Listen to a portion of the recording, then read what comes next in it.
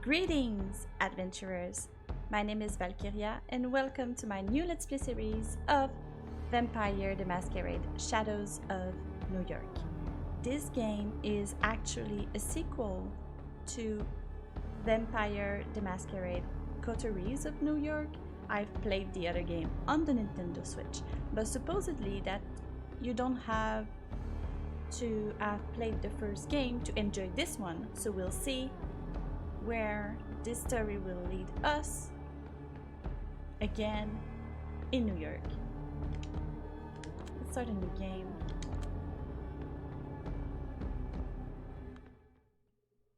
Welcome to my castle. Don't expect everyday logic to work here. It went out of the window sometime after midnight, maybe earlier. My kingdom is not of this world, you see it.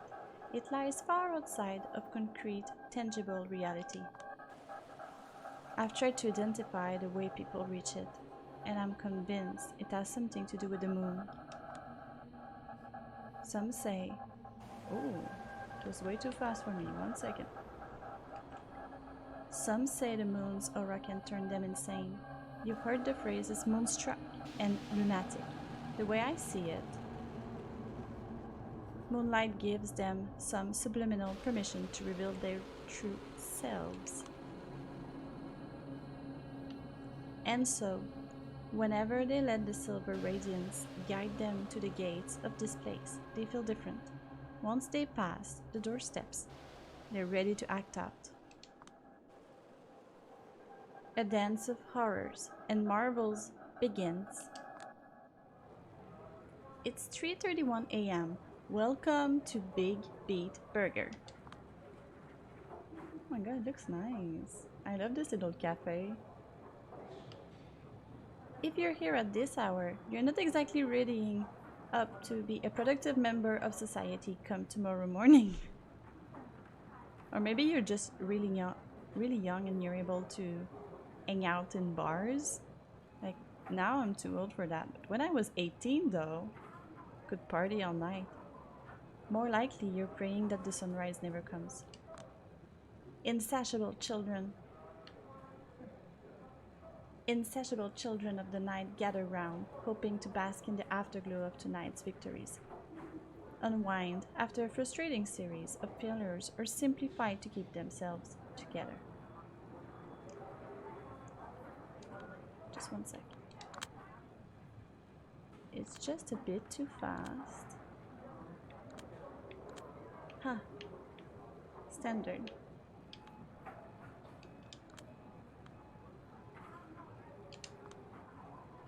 That's way better. Meanwhile, I'm just sitting here greedily revealing in every interaction they have. They have no idea they are only here for my amusement. To them, I'm just a random girl sitting in the corner.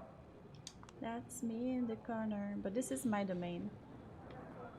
I've been coming here almost every night for years. I know where to sit, where to look, and where to eavesdrop for maximum amusement. I'm basically a voyeur and unashamed to...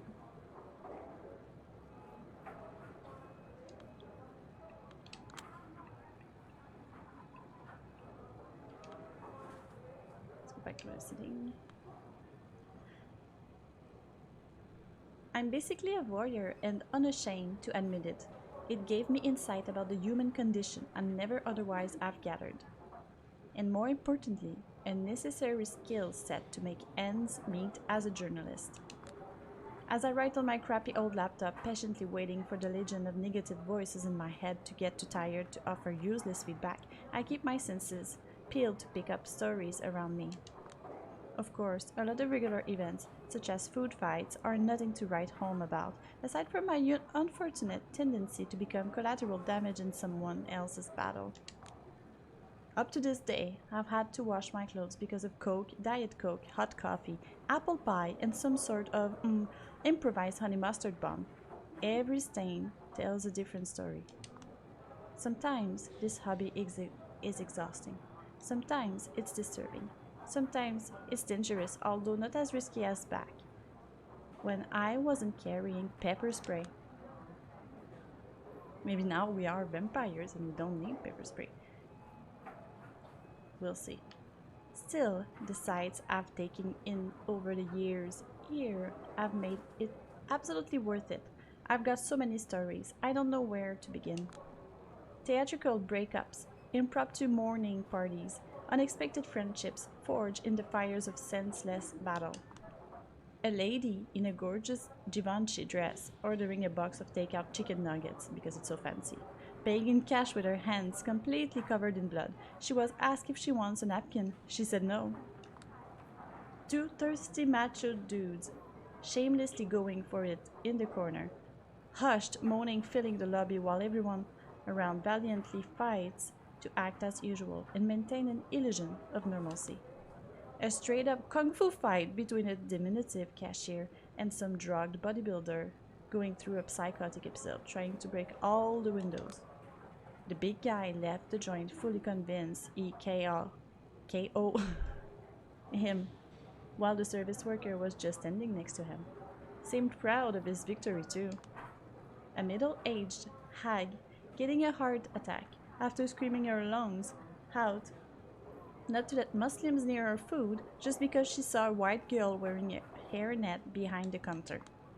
A masked couple robbing the restaurant of 30 hamburgers. 30 hamburgers? Sure, they were super hungry, forcing the employees to cook at gunpoint. Police later said those were art students reenacting some hipster book they read. I want to read this book, it seems nice. This is life. This is humanity at its worst and best. The 30 burgers, probably the best. This is the noise that serves as a foundation for my creativity. This is the soma that keeps me going. This is Julia. As pathetic as it may sound these days, this is the only place where I feel alive. Sometimes I think of myself as a leech, feeding on these people's stories, emotions, and personalities just because I'm not satisfied with mine. At times, I think of my psyche, I don't know how to pronounce this word. Let's say psyche. At times I think of my psyche as some kind of shitty postmodern construct that is fundamentally incapable of honesty, but only yearns for something felt and truthful. Does this even make any sense? I look at the screen of my laptop. 3:47 a.m. So it has been 16 minutes, and in real life approximately 8 minutes. Double time. At this point, I'm almost somnambulic, but nothing interesting has happened yet. Feels like all the customers are watching each other tonight, hoping for the others to provide a fun diversion. This is my third, you parasitic douchebags. Next time, go find your own. Think it's time to call it a night. The coffee I always order so that they don't kick me out is undrinkable. I reread the rough draft I've been working on for the last 6 hours. Personally, I'm not good at studying at cafe, honestly. God damn, this is pure trash. I hold the backspace button until the Google Documents page is nothing but a calm white slate and let out a sound of deep relief.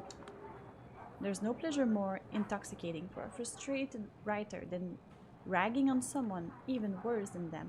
And what target is easier than the dumb pitch you used to be 10 minutes ago? I check the time again. I need to go. I have an important meeting tomorrow at 10 a.m. So that would give me approximately like 6 hours of sleep. Right? Yeah, approximately. Depending on where I live. And I have a hunch it's not going to end well. And it's not because I am an irresponsible dumbass who's going to need a few cups of coffee to simply function on a basic level despite like 4 hours of sleep. Ah, yes, by the time I get ready and stuff, it might probably be just like 4 hours. You're right. It's because I always have a hunch things are not going the way they're supposed to. This sentence sounds weird to me. The loud clatter of keyboards assaults me from all sides. makes this splitting headache unbearable. Used to be, I dreamed of nothing else but being a part of the New York Lodestar editorial team. It was the first magazine I started reading regularly, the first magazine I ever bought for myself. Now simply hearing the word Lodestar is enough to ruin my mood, never mind seeing all these old farts phoning in more reactionary opinion columns and Wikipedia level analysis of current events. That's what she hears. They used to destroy and rebuild my entire worldview every month. They shaped my thinking about politics, art, journalism. They even pointed me toward my favorite cigarette brand, for God's sake. Oh, I don't smoke. Then some talented people started leaving for greener pastures. Some got too wrapped up in their own neuroses. Some became complacent. All of them committed the sin of allowing themselves to grow older. Fresh blood was deemed unnecessary, even though young freelancers kept being bled dry. These days, whenever someone from outside Lodestar talks about Lodestar, it's because of a few idealistic contributors willing to accept meager pay while putting in serious work. Dumbasses. Other than that, the magazine specializes in publishing pale echoes of provocating ideas I heard somewhere else a few years prior, wrapped in an aesthetic that hasn't been cutting edge for a decade. No wonder the readership is in free fall, but even though the ship is sinking, the old guard won't let it go down without a fight. As in, if anyone from the outside attempts to board the vessel in hopes of fixing its course or its holes, they will be swiftly taken care of. I shall know. Been there, done that. As it stands, the only full-time staff member who doesn't make me regularly attempt to cringe my face off with his writing. Brian? COVID.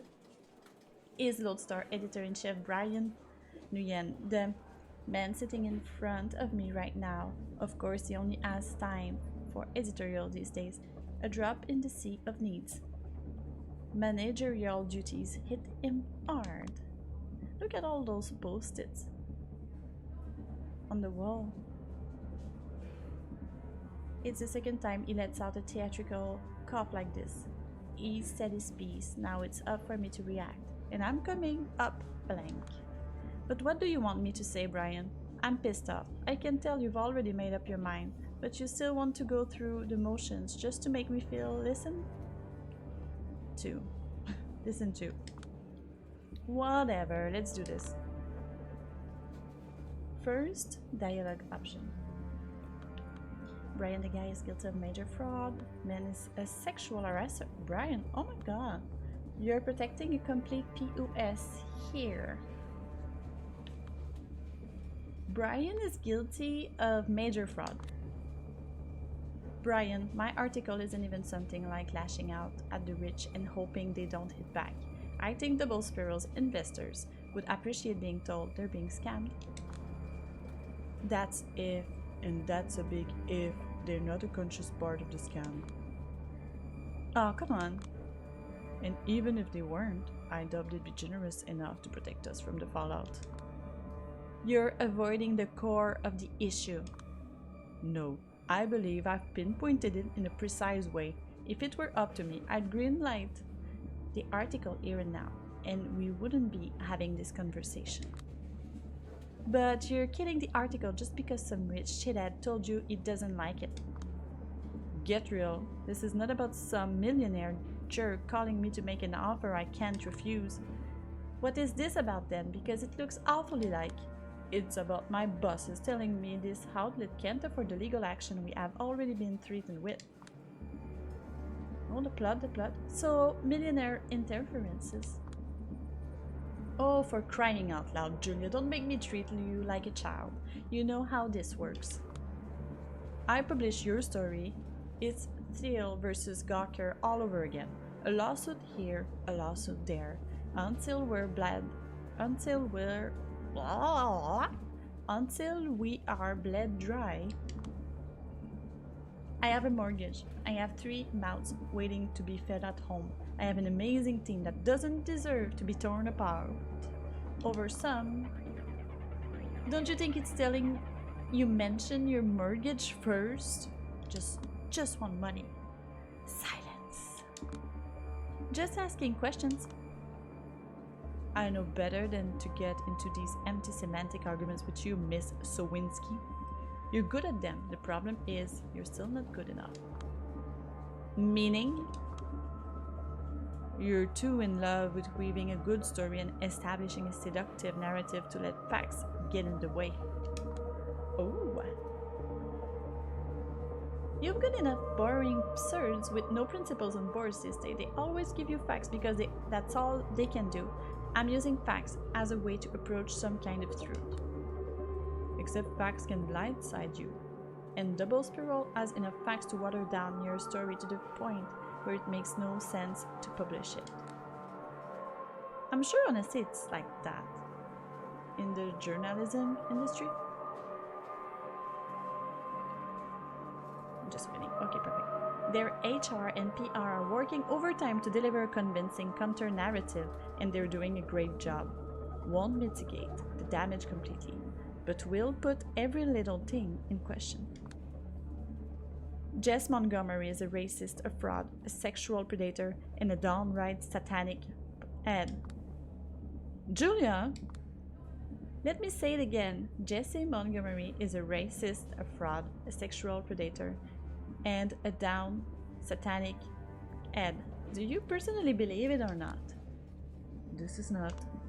You've listened to the tapes, you've read the transcripts, you've seen the documents, you've got the files. I'm asking for your personal opinion. Do you believe it or not? Of course I do, but that's beside the point. Get to the point, get to the point. It's not. Look, how about I just say it out loud and save us both some time? We're not having this conversation because there's an actual conversation to be had.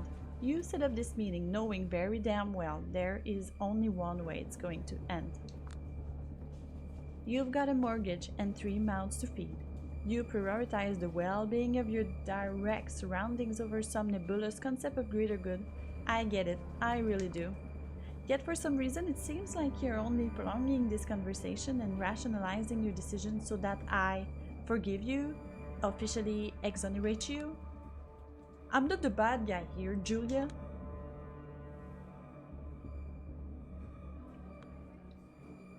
So, what are you? What are you then, in your own words? A man who does what is necessary to protect his own. So I don't count as your own anymore? He mutters something under his breath, ending with a self-pitying chuckle. I don't know if you'd even want to work under a scumbag like me from now on. Ooh! Oh, come on, don't turn this into a pity party. Love this expression. No, I'm absolutely a scumbag. And why is that? Because I'm firing you. Ooh, just lost my job. My thoughts are scrambled. For a brief moment, the state of my bank account displays before my eyes with startling clarity. Oh, we are in debt. A howling void opens in my chest and starts traveling towards my stomach. No, don't panic yet, you idiot. Get more information now. There must be a catch. And what about my work? Let me get this straight. Even since we met, I've been working on stories and pieces no one else in your office would touch with a 10-foot pole. Like the social distancing distance. Constantly interviewing total nobodies, always busy traveling in the middle of nowhere or regretting my last trip, repeatedly ordered to clean up someone else's mess. Julia. All year long, winded spiels about how the disposable work is the most important work, and suddenly you only remember the disposable part. My feelings about the quality of your work remain the same as ever. It was vital. It kept the magazine going. I will always appreciate it. Then why would you threaten to fire me? I will never threaten you. It's a done deal. They've made the decision perfectly clear. They? What they? Who is this they? He glances left and right, then points upward for a short moment. When he speaks up again, it's in a hushed voice. You know, the big kahunas, can't really question them. And they wanted your head on a silver plate. He's not looking me in the eye. You're not joking. I would never joke about stuff like this. It's real. Oh hell, it's real. Damn it, damn it, damn it, damn it, damn it, damn it, damn it, damn it. All to hell. All these years, all this grind, all my plans, and for what, asshole you? No, I deserve better, and I always deserve better, and it always ends with me going down the drain back to the sewers. Oh, no. Back in the sewers, my Ninja Turtle?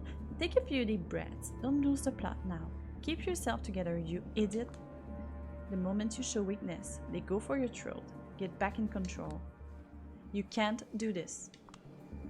I wish I didn't have to, but it's a lost cause. No, I mean, it's impossible. Julia, you can't fire someone who's never been hired in the first place. It takes him a few moments to put on his "oh, I get it" face, let out a troubled gasp, and start massaging his temples. Lodestar has been my biggest source of income for the past few years, that much is true. But technically, nobody has ever hired me here. It was all freelance jobs. A full-time position only served as a kind of a dangling carrot, a promise of a decent pay grade, career perspectives, maybe even some kind of insurance to save me my failing health. And the recognition I would get for being a part of the Lodestar team, a position that everyone around me seems to respect. Aside from me. Then why did I want it so much? There will be time to mourn what could have been. For now, I should act like I don't care. You know what I mean. If I let you work here, even under a fake name, it would be a guillotine for me. This is ridiculous. You know I'm going to start shopping this story around the second I leave this room, don't you? Of course I know. I told him. Any response? Let us worry about that. Well, that doesn't sound ominous at all.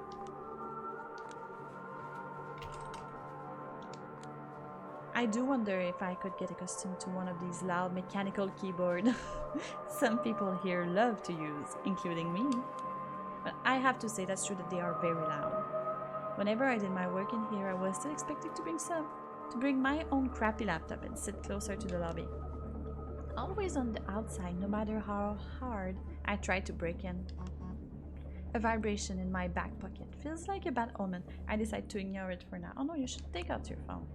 Been working on this story for, I don't know, 16 months on and off. I know. You kept cheering me on. I know. We have even agreed on the pay I would receive. I know.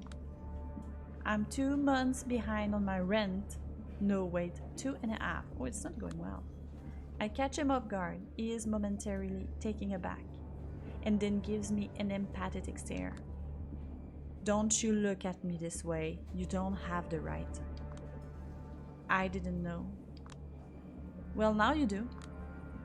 Look, if there's anything I can do to help. If you can't tell your big kahunas to off, I don't think there's a single thing. Julia. I pull out the smoke and light it up. Gotta get back in control. Please don't do that. There's a smoke detector here. Also, it smells. No worries.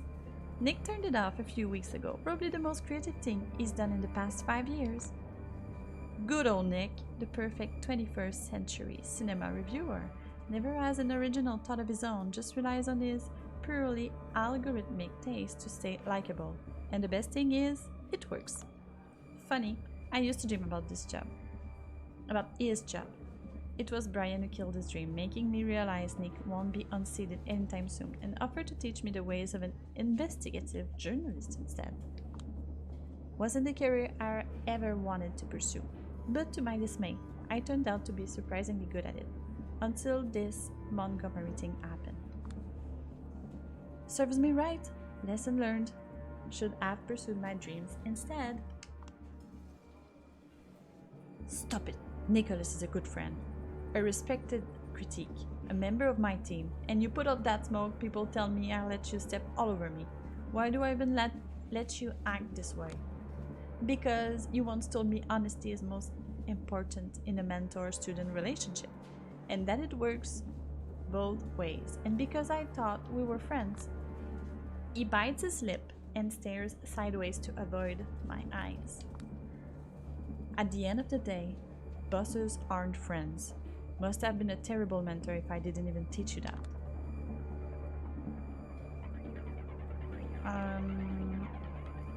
Is he still responsible for us? You are still responsible for me. Oh no, you're not getting out of this hook that easily. You're still my mentor and I will make sure you take responsibility. You're getting rid of me, at least point me in the right direction. I need to get my shit together fast and I can't do it on my own. Fair. I might have failed as a guide, but I will do what I can not to leave you stranded. Okay, there are options. None of them are a remedy for all your troubles, but... Oh, wait a second. Another vibration in my pocket, another foreboding feeling. This time I reluctantly take the smartphone out of my pocket. If it has to rain, why not let it pour? A new email. It looks like it's like nighttime, but the meeting started at 10 a.m. So weird. The lighting is weird.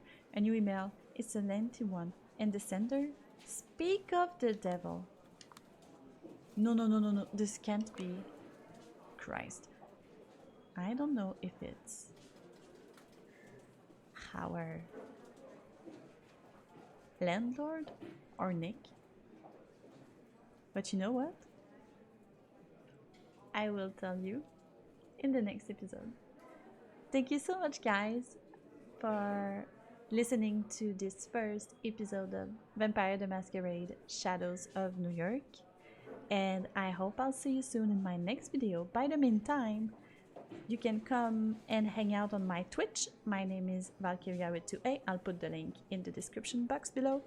So please make sure to come say hi and interact with me on Twitch. And I hope you have a good evening, or a good morning, or a good day. Bye!